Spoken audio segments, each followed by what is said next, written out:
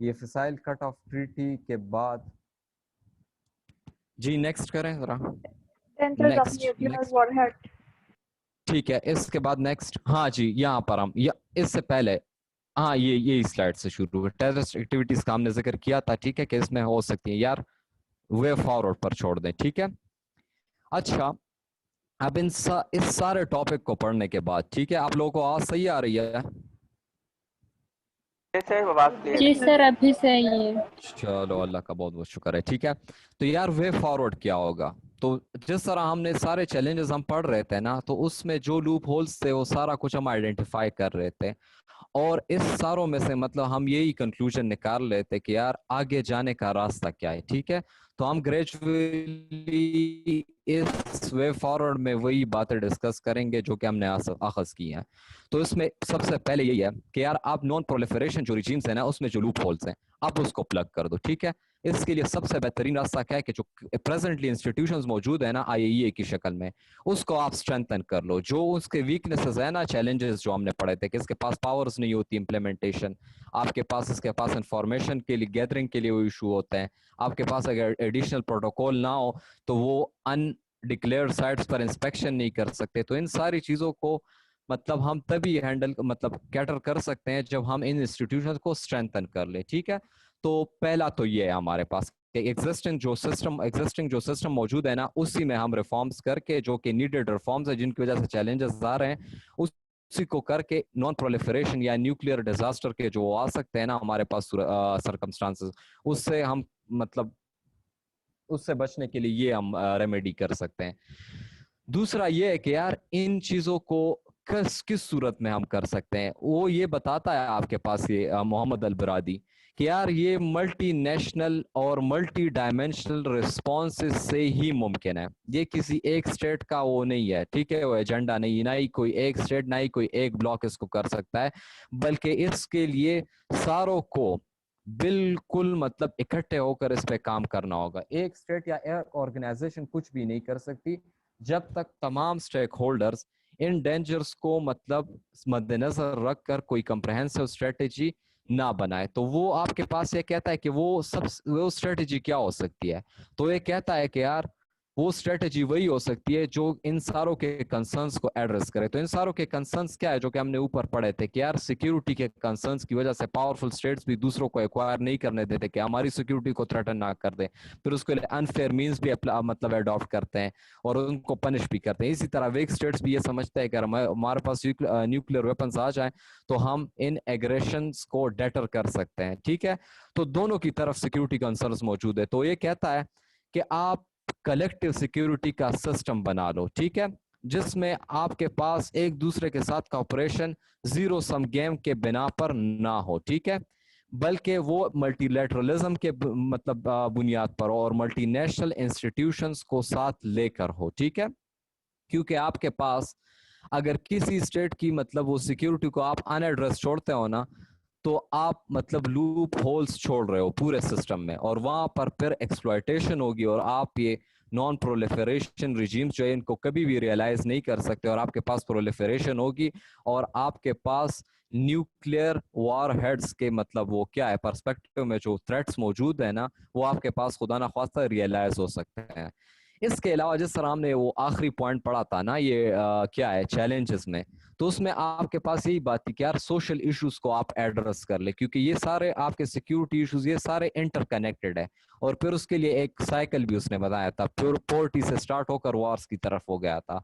तो ये वो बात कह रहा है ना मोहम्मद अल-बरादी की, यार इकोनॉमिक रिसोर्सेस को मतलब शेयर करना मतलब बहुत ज्यादा जरूरी है इस हवाले से कि जिन मतलब एरियाज में आपके पास गवर्नेंस के इश्यूज है, इकोनॉमिक रिसोर्सेज वहां पर सही तरह डिस्ट्रीब्यूट नहीं हो रहे, ये इंश्योर किया जा सके कि उनके मसले मसाइल हल किए मतलब हल हो। और इसी तरह हमारे पास ये जो सिविल वॉर्स होती हैं, ये मतलब आपके पास जो डिक्टेटर्स आते हैं, ठीक है, फिर वो अपनी सिक्योरिटी सर्वाइवल ऑफ रिजीम के लिए किसी भी हद तक जाते हैं, तो ये इश्यूज तभी आप रिजॉल्व कर सकते हो जब इन बेसिक लेवल पर जाकर इन मसलों को आप रिजॉल्व कर लो, ठीक है।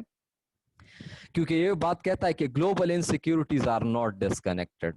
एक जगह पर इनसिक्योरिटी है ना, वो आप सबको थ्रेटन करेगी न्यूक्लियर एज स्टार्ट होने के बाद, ठीक है। आप लोगों को आवाज आ रही है सबको? जी सर। चलो ओके गुड, ठीक है। तो ये कहता है कि मतलब वो इंग्लिश में कहावत है ना, who will bell the cat, ठीक है, बिल्ली की गर्दन में मतलब वो बिल्ली को घंटी कौन बांधेगा है, इस तरह कोई है, ठीक है। तो अब ये सारी बातें तो ठीक है, लेकिन ये काम करेगा कौन, इसमें लीडिंग रोल कौन प्ले करेगा, ठीक है, ताकि जिनको सारी दुनिया फॉलो कर सके। तो ये कहता है ना मोहम्मद अल बरादी, ठीक है, कि आपके पास स्पेशल रिस्पॉन्सिबिलिटी जो है ना वो आपके पास P5 स्टेट्स पर पड़ती है। P5 स्टेट्स में भी आपके पास यूएस और रशिया पर, क्योंकि आपके पास more than 95% of existing nuclear acids जो है ना, या स्टॉक फाइल्स फिसाइल मटेरियल के, वो इन दोनों ममालिक के पास है। तो अगर ये आपके पास स्टेप्स लेते हैं, ये कॉन्फिडेंस बिल्डिंग मेजर्स के लिए काम करते हैं, तो दुनिया इनको फॉलो कर सकती है और हमारे पास कलेक्टिव सिस्टम, कलेक्टिव सिक्योरिटी का सिस्टम बन सकता है। और हम इन चैलेंजेस से जो प्रोलिफरेशन की शक्ल में और जिनको अगर एड्रेस ना किया जा सके, तो जो डेंजर्स हमारे पास आ सकते हैं न्यूक्लियर वॉरहेड की वजह से, इन चीजों से हम बच सकते हैं। Is it clear? Yes sir. Yes sir. चलो ओके गुड, मुझे लगा कि फिर आवाज कट गई है। नेक्स्ट स्लाइड पर जाएं।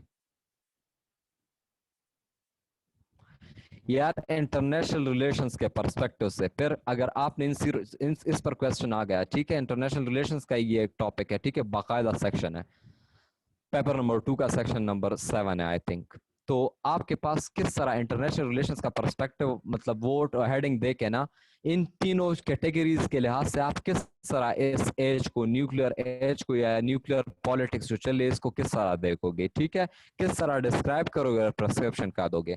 तो यार रियलिज्म हम देख रहे हैं कि हर एक स्टेट जो है ना, इस लिहाज से न्यूक्लियर पॉलिटिक्स में कट थ्रोट रियलिज्म या हार्ड कोर रियलिज्म ही अडॉप्ट कर रहा है, ठीक है। वो अपने सर्वाइवल के लिए सेल्फ हेल्प पर ही मतलब वो इनसार कर रहा है, और इस हवाले से वो बैलेंस ऑफ पावर की जानब जाना चाह रहा है, ठीक है। अगर बैलेंस ऑफ पावर वो नहीं कर सकता, मतलब न्यूक्लियर वेपन्स, मतलब वो क्या है, उसके एसेट्स, उनकी तादाद उतनी नहीं है जितने उसकी स्ट्रेटेजिक पार्टनर किया है, तो वो बैलेंस ऑफ टेरर की तरफ जा रहा है, ठीक है। बैलेंस ऑफ टेरर हमारे पास न्यूक्लियर वेपन्स में मतलब क्या हो जाता है, एस्टेब्लिश हो जाता है। और वो यही कहता है कि यार ये चीजें हम क्यों फॉरगो करें, क्योंकि आपके पास जितनी भी एफर्ट्स हुई हैं, आप देख रहे हैं कि इसमें चीटर्स निकले हैं, आपके पास चीटर्स निकले हैं, उनको मतलब पनिश किया गया है, लेकिन ठीक है, जिनको पनिश किया गया है उनके पास असल में न्यूक्लियर वेपन्स थे ही नहीं, और जिनको कंसेशंस दी गई है या उनको बर्दाश्त किया जा रहा है नॉर्थ कोरिया की शक्ल में, ठीक है, तो वो मतलब कोई इतना वो नहीं है, मतलब उनको जो बर्दाश्त कर रहे हैं ना इंटरनेशनल प्लेयर्स, तो इस वजह से कि उनके पास क्या है, न्यूक्लियर वेपन्स मौजूद है। और यही बात हमें यही कह रही है कि आपके पास इंटरनेशनल एनआरकी है, मतलब आप कोई पार्टिकुलर पैटर्न इसमें मतलब नहीं ऑब्जर्व कर सकते कि आपके पास दुनिया के लेवल पर एक ही लॉ है, वही फॉलो होगा। मतलब इंटरनेट क्या मतलब कि दुनिया के लेवल पर आपके पास कोई ऐसा एक सिस्टम नहीं है जो कि across the board, Iran, Iraq, Libya, south Africa, इसमें हमारे पास क्या आ रहा है, डिफरेंट केसेस में डिफरेंट आपके पास अप्रोचेस आ रही हैं। So you are never sure about that what the international community is going to respond, ठीक है, how the international community is going to respond, but for one thing you are sure, और वो क्या है कि if you are doing self help, if you are relying on the balance of power and balance of terror concepts, then the international under international anarchy there are chances that you can survive, ठीक है।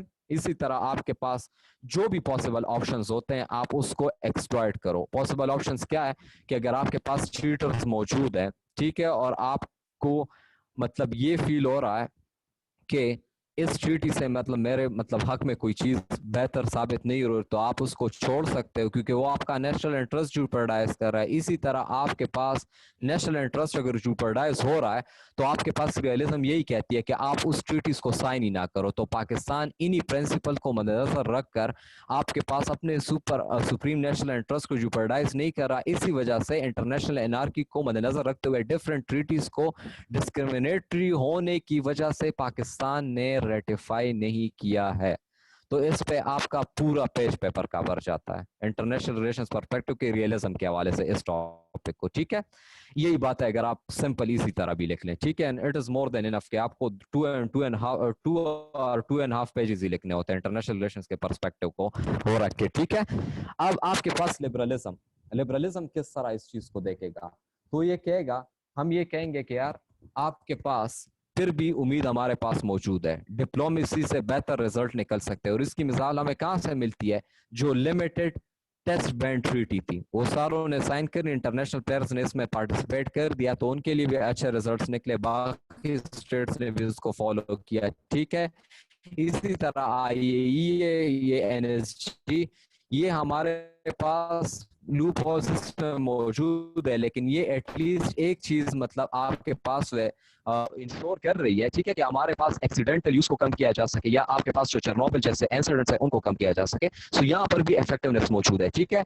Multilateralism, conference on डिसआर्मामेंट जो हमारे पास होते रहते हैं, ठीक है। तो कॉन्फ्रेंस ऑफ डिसआर्मामेंट के कोई टेंजिबल रिजल्ट्स नहीं लिख रहे, लेकिन एटलीस्ट दुनिया ये रियलाइज कर रही है कि हमारे पास सेफ एंड सिक्योर रहेगा। इसके रिजल्ट्स में आपके पास सीटीबीटी, एफएमसीटी, ये चीजें हमारे पास आई है। कॉन्फ्रेंस ऑन डिसआर्मामेंट वो क्या है, मल्टीलैटरलिज्म का ये प्लेटफॉर्म है। इसी तरह इन चीजों के बिना पर आपके पास डिफरेंट इंस्टीट्यूशन प्रपोज किए गए। आपके पास सीटीबीटी में CTBTO, comprehensive test ban treaty organisation ही प्रपोज की गई ना। तो आपके पास लिबरलिज्म यही कहती है कि आपके पास इंस्टीट्यूशंस को बना लो, इंस्टीट्यूशंस को स्ट्रेंथन कर लो, और हम यही आइडेंटिफाई कर रहे हैं कि इंस्टीट्यूशंस का इसमें कसूर नहीं है। अलबत्ता जो चैलेंजेस, अगर लूप होल्स को इनको मतलब प्लग किया जा सके तो ये हमारे पास बेहतर रिजल्ट्स पर मतलब हमारे पास वो प्रोड्यूस कर सकते हैं। और ये तभी होगा जब हमारे न्यूक्लियर पॉलिटिक्स या न्यूक्लियर टेंशंस जो है ना, हम इसके जाने पीसफुल रेजोल्यूशन के मतलब तर्ज पर चले जाएं, ठीक है।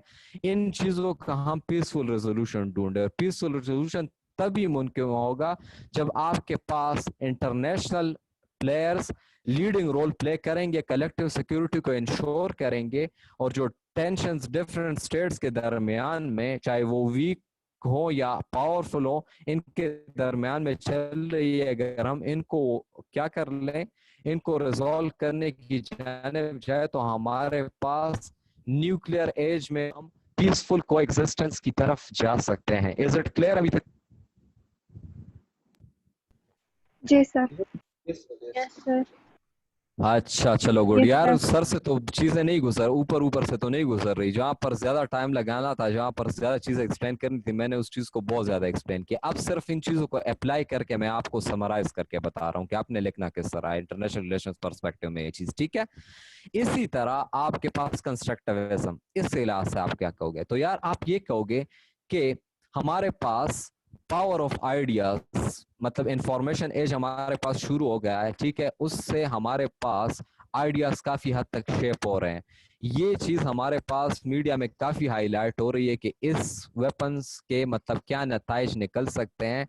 डिफरेंट मीडिया पर डिफरेंट स्पीचेस होती है on United Nations general assembly, इसमें जो कंसर्न्स शो किए जाते हैं इवन फ्रॉम वीकर स्टेट्स, वो दुनिया के परसेप्शंस को चेंज करने में काफी मददगार साबित हो रहे हैं। और इसकी एग्जांपल आपको कहाँ मिलती है, जो डिफरेंट मीडिया अखबारों ने मतलब डिफरेंट अखबारों ने after the UN general assembly speech जो इमरान खान की थी, उसने काफी कवरेज दी और उस मसले को हाईलाइट किया था। क्यों? क्योंकि आपके पास इंफॉर्मेशन एज है, वो आइडियाज हमारे पास डिफरेंट ऑडियंस को वो पैगाम पहुंचा रही है कि डिफरेंट ये न्यूक्लियर प्रोग्राम्स है, इसको मतलब अगर मैनेज ना किया जा सके, जो कि चैलेंजेस है सिक्योरिटी, अगर इनको वो आपके पास रिजॉल्व ना किया जा सके, तो क्या चैलेंजेस या क्या थ्रेट्स निकल सकते हैं, ठीक है। इसी लिहाज से फिर ये बहस भी छिड़ गए, मतलब ये बहस भी मतलब आगे हमारे पास इसके फ्यूचर को मतलब आपके पास डिसाइड करेगी कि या क्या ये चीजें हमने सिविल पर्पसेस के लिए यूज करनी या मिलिट्री पर्पसेस के लिए।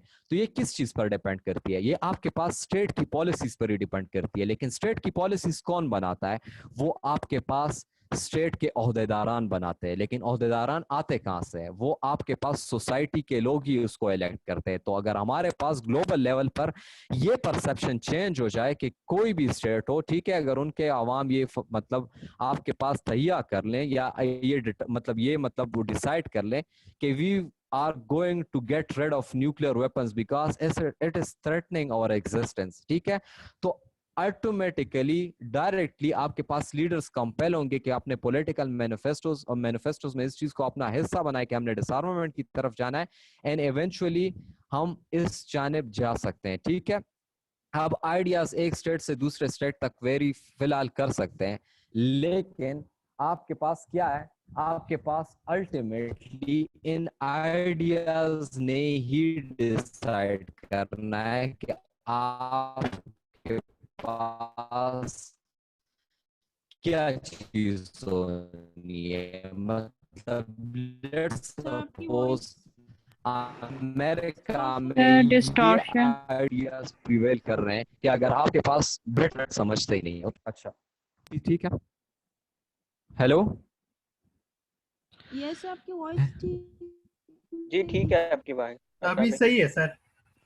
ठीक है। तो अगर आपके पास perception state to state vary करते हैं, इसमें मैंने पहले आपको एक बात बता दी, एक पॉइंट हमने डिस्कस किया, इसमें एक दूसरी बात भी है कि आपके पास एक स्टेट परसेप्शन की कितनी बड़ी पावर होती है ना। कंस्ट्रक्टिविज्म यही बता रहा है कि यूनाइटेड स्टेट्स के लोग, मतलब वो नॉर्थ कोरिया या ईरान के न्यूक्लियर वेपन्स को अपने लिए खतरा क्यों समझते हैं, लेकिन अगर वही nuclear weapons testing, ballistic missile testing अगर यूके करे तो उसको खतरा अपने लिए नहीं समझते। तो ये ऐसा क्यों है? क्योंकि आपके पास वहां की मीडिया, वहां के लीडर्स ने ये बात हाईलाइट की है बार बार, ठीक है, कि इट इज अ थ्रेट। वो कितने लेवल तक थ्रेट है, कितने लेवल तक थ्रेट नहीं है, ये डिसाइड किसने करना है? ये आपके पास इंटरनेशनल एटॉमिक एनर्जी एजेंसी और जो बाकी नॉन प्रोलिफरेशन रिजीम के अंडर जो अरेंजमेंट्स हैं उन्होंने डिसाइड करना है। लेकिन जो कि हमारे पास ये जो आइडियाज है ना, ठीक है, उनको इस तरह शेप किया गया है कि अगर पार्टिकुलर स्टेट कोई पॉलिसी इस तरह अडॉप्ट कर रहा है then it is automatically threatening us. लेकिन वो किस चीज पर बेस करता है कि आपके, यही सिर्फ नहीं कि आपके अवाम में लीडर्स को कंपेल करेंगे, आपके लीडर्स जो है ना वो भी अवाम के परसेप्शंस को चेंज कर सकते हैं। ठीक है, इसी तरह आप इस एग्जांपल से देख ले कि कोल्ड वॉर क्यों खत्म हुई, इसमें एक बेसिक फैक्टर ये है कि गोर्बाचेव की मतलब पॉलिसीज। ठीक है, तो अगर हमारे पास कोई ऐसे लीडर्स आ जाए ना जो कि अपने स्टेट के परसेप्शन इस हवाले से चेंज करे तो हम डिसआर्मामेंट की तरफ जा सकते हैं। Is it clear? Yes sir. चलो ओके गुड। ठीक है, इसी तरह आपके पास ये जो परसेप्शंस है ना कि आपके पास ये डेंजर्स जो हमने डिस्कस किए कि यार साइबर अटैक्स, साइबर टेक्नोलॉजीज को यूज करके आपके पास वायलेंट नॉन स्टेट एक्टर्स भी उसको इस्तेमाल कर सकते हैं। ठीक है, तो अगर ये आइडियाज हमारे पास डिसमिनेट हो अक्रॉस द बोर्ड और इसकी need across the board feel हो, ठीक है, तो हम क्या कर सकते हैं, कलेक्टिव सिक्योरिटी की जानिब अपने स्टेप्स को मजीद तय करते हैं। क्योंकि आपके पास अगर ये आइडिया ग्लोबली शेयर हो रहा हो कि इससे हमारे पास अगर हम कितने भी मतलब स्टेप्स उठा ले, कितने भी हमारे पास लूप होल्स फिर भी रहने हैं ये इवॉल्विंग टेक्नोलॉजीज की वजह से। तो अगर ये चीज हमारे पास अक्रॉस द बोर्ड ये परसेप्शन हो जाए कि these are a threat to the global security irrespective of the geopolitical realities and the geostrategic realities, तो हम इस जानिब जा सकते हैं कि न्यूक्लियर एज एक पीसफुल तरीके से मतलब आगे बढ़ सकता है। पीसफुल तरीके से किस तरह आगे बढ़ सकता है कि ये न्यूक्लियर जो आपके पास प्रोग्राम्स है ना ये सिर्फ पीसफुल पर्पसेस के लिए इस्तेमाल हो। ठीक है, अब आगे स्लाइड का तो मैंने नहीं कहा था, चलो इस आगे स्लाइड पर ही आ जाते हैं। आखिरी पॉइंट रह गया था लेकिन चलो वो आसानी है, वो उसी से रिलेटेड है। ठीक है, तो पावर ऑफ आइडियाज का हमने बता दिया कि न्यूक्लियर एज को किस तरह कर सकता है। यार फ्यूचर टेरिटरीज न्यूक्लियर एज की क्या हो सकती है? एनीवन है? हेलो सर आपकी आवाज कट रही थी, काइंडली दोबारा बताएं। आखिरी पॉइंट जो मैंने डिस्कस किया कंस्ट्रक्टिविज्म का, उसकी आप लोगों को समझ आ गई? नहीं सर, वही दोबारा बताएं। चलो पिछले स्लाइड पर जाएं, उसमें कहा किस पॉइंट से समझ नहीं आई थी? बाकियों ने सुन लिया है यार, इस सारों को समझ नहीं आई या एक बंदे को आवाज सही नहीं गई?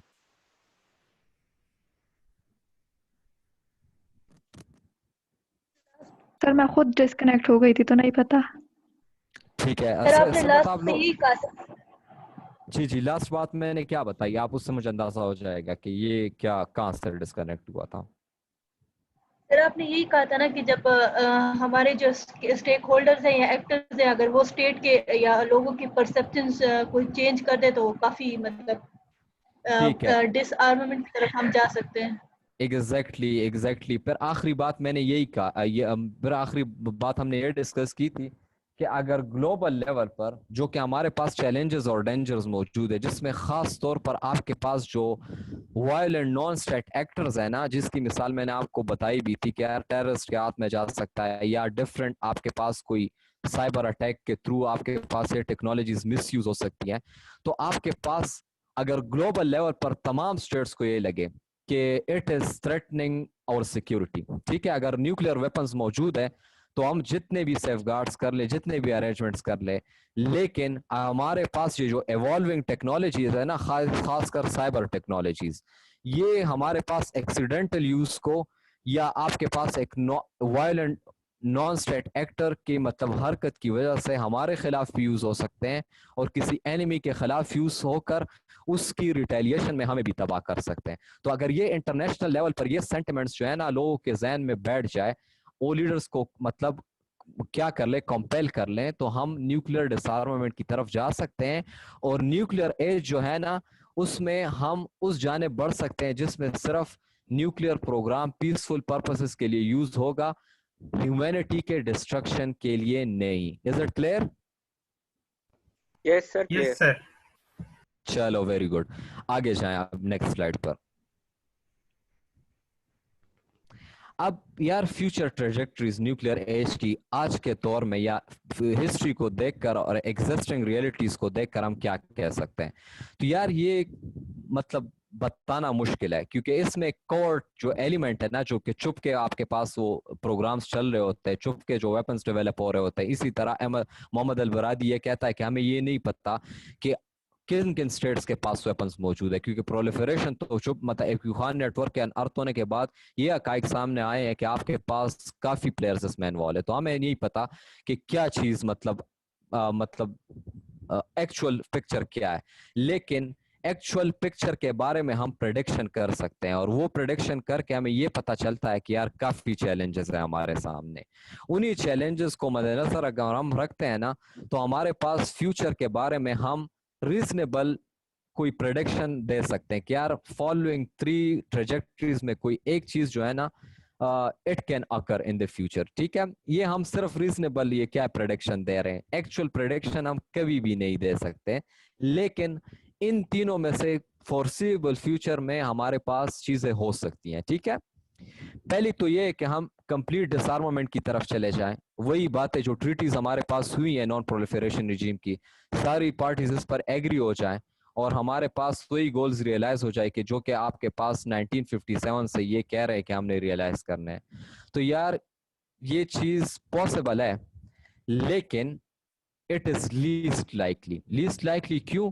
क्योंकि वहां पर हमने चैलेंजेस देखे हुए हैं कि हमारे पास सारे चैलेंजेस, डेंजर्स इन स्टेट्स को पता भी है, स्टेक्स इनको पता भी है, लेकिन कलेक्टिव सिक्योरिटी ना होने की वजह से ये इन डेंजर्स के साथ रहना पसंद कर रहे हैं, लेकिन अपने नैरो जो अपने इंडिविजुअल सिक्योरिटी इंटरेस्ट है ना, इनको मतलब वो ज्यूपर्डाइज नहीं करने दे रहे हैं।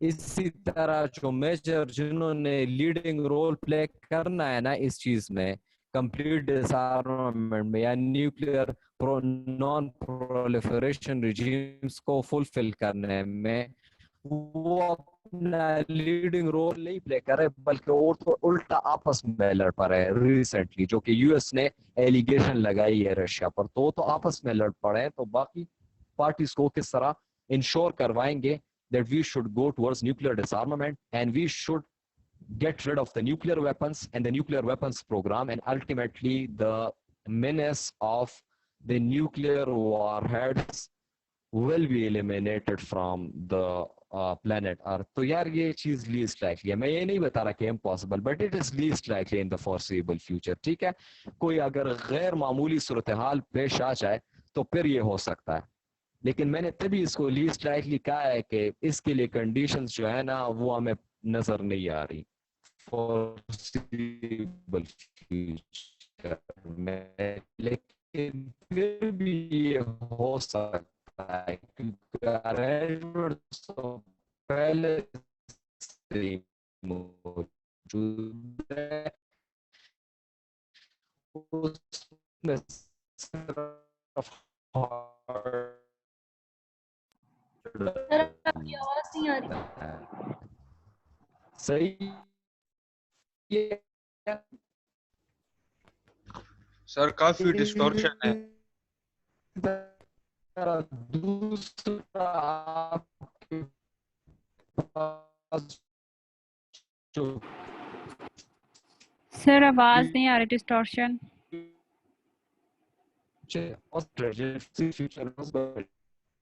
हेलो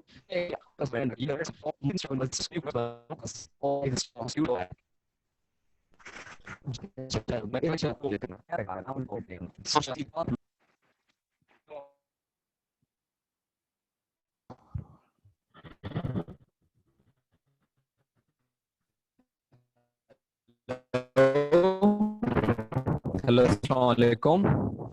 सर आपकी आवाज नहीं आ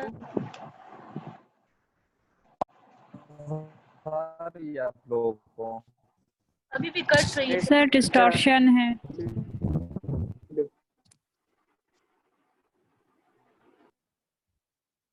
कंप्लीट डिसआर्मामेंट ना हो बल्कि स्टेटस को ही मेंटेन रहे। स्टेटस को किस तरह मेंटेन रहे कि जिनके पास न्यूक्लियर वेपन्स है उनके पास ही रहे, ठीक है। लेकिन हमारे पास एट द सेम टाइम हम क्या करें, जो कि हमारे पास इंटरनेशनल इंस्टीट्यूशंस बनाए गए हैं ना, स्ट्रेंथन करें। स्ट्रेंथन किस तरह करें, जो कि उनके चैलेंजेस है ना, खासकर इम्प्लीमेंटेशन के हवाले से। इंटरनेशनल एटॉमिक एनर्जी एजेंसी की यहाँ पर पार्टिकुलर बात हो रही है कि उनको जो चैलेंजेस है ना, उन पर तो किसी को कंसर्न नहीं, ऑलमोस्ट यूनिवर्सल उनकी मेंबरशिप है। IAEA के अंडर तकरीबन सारे लोगों ने मतलब अपना वो क्या प्लेज किया हुआ है, ठीक है, उसके साथ कॉपरेशन का।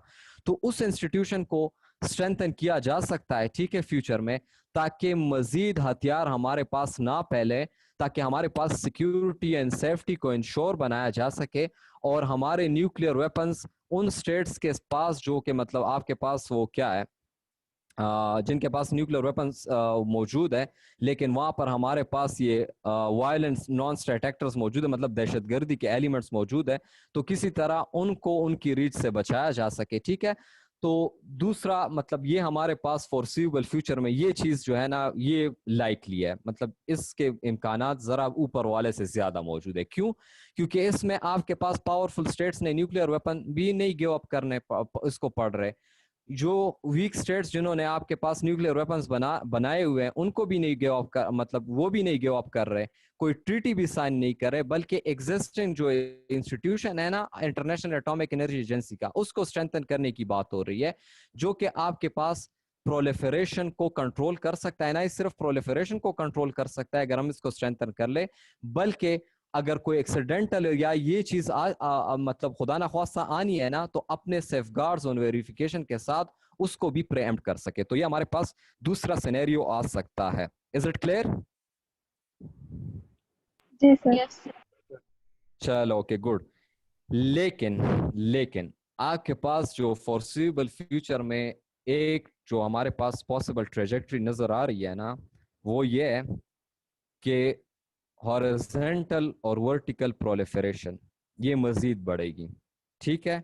और हमारे पास न्यूक्लियर पॉलिटिक्स में रियलिज्म का जो हमारे पास वो क्या है कलर है ना, वो मजीद आपके पास क्या होता जाएगा, डीप होता जाएगा।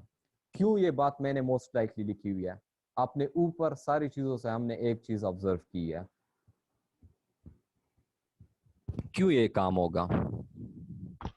सर क्योंकि कलेक्टिव सिक्योरिटी तो होनी नहीं है, वो तो कलेक्टिव सिक्योरिटी तो डेवलप हो नहीं रही, उल्टा जिन लोगों ने ये काम करना है ना, वो आपस में मतलब स्ट्रेटेजिक कॉम्पिटिटर्स बन गए। चाइना US के मतलब अभी ट्रेड वॉर से बात शुरू हुई है, और आहिस्ता आहिस्ता साउथ चाइना सी पर मिलिट्री कॉन्फ्लिक्ट की जानिब वो चीजें आ सकती हैं, ठीक है।